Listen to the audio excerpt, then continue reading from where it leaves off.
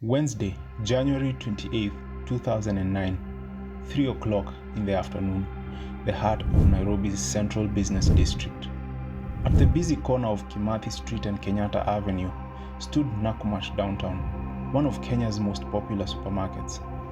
It was an ordinary weekday afternoon until smoke began to rise from the Woolworths building that housed the supermarket. Within minutes, chaos erupted. The blaze quickly spread, and Nakumatt Downtown became an inferno. Reports later revealed that a transformer had blown earlier that day, leading to a power outage. The backup generator kicked in. The fire was likely caused by fuel vapor from the generator coming into contact with exhaust fumes, potentially during the process of refueling the generator while it was still running.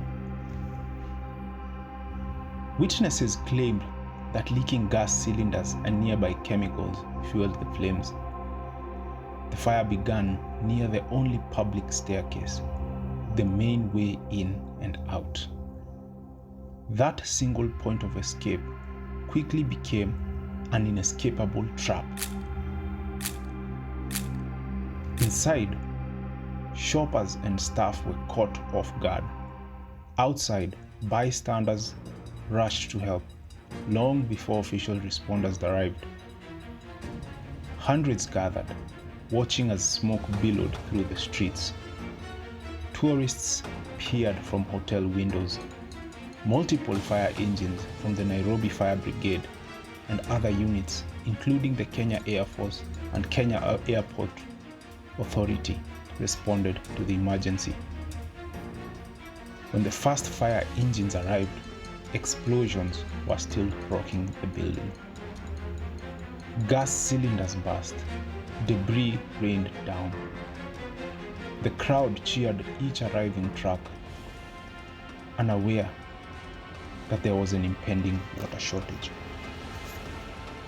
By nightfall, the fire still raged. Firefighters couldn't enter. The heat was too intense. The city council's fire brigade was joined by private companies, G4S, and night support, yet progress was still slow. Nairobi, a city of over 3 million people, had just one central fire station. Police resorted to whips and tear gas to control the swelling crowd. Some bystanders screamed for those trapped to jump. One man did and died. Another survived, barely. Witnesses would later describe scenes too painful to forget. Charles Choi, a firefighter, said, "We had people screaming inside. We broke the emergency exit door only to find a thick wall behind it." James Nandwa, the Tusker FC coach and survivor, recalled, "The power went off. Then an explosion. The bell rang. We were told to find an exit, but the tunnel we found was a dead end, sealed by a metal grill." He and a few others broke through metal bars to reach the canopy and jumped. Behind them, the screams of women and children who never made it out. When the smoke finally cleared, rescuers entered what remained of the building. 2 days later, officially, one person died in hospital. 39 others, men, women, children, were never found. Their bodies likely incinerated beyond recognition. Among them was Angel Wainaina, known for her role as Sergeant Maria in Cobra Squad, and Peter Seri, the then CEO of Tusker FC. His friend, Coach Nandwa, survived. For many families, the waiting was unbearable. One man told reporters he had sent his 16-year-old cousin to buy school supplies. He never came back. "I think he's still there," he said quietly, pointing at the burned-out store.